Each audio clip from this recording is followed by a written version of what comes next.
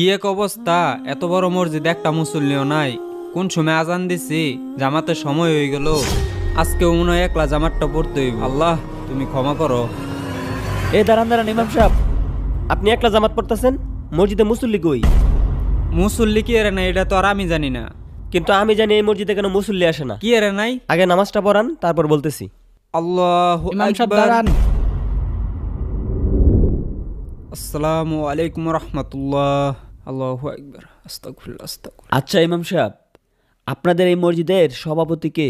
সভাপতি তো এই যে উনি। আপনি সভাপতি? হ্যাঁ আমি।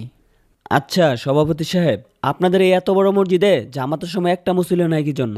এই মসজিদে এসি লাগাইলাম, ফ্যান লাগাইলাম, টাচ করলাম, এরপরেও কেলিকাদা মানুষ আসে না, এটা তো করফাই না। কিন্তু আমি জানি জামাতের সময় এই মসজিদে কেন মুসল্লি আসে না। কেন? তাহলে শুনেন, আমরা যখন ছোটবেলা মক্তবে যাইতাম, শহীদ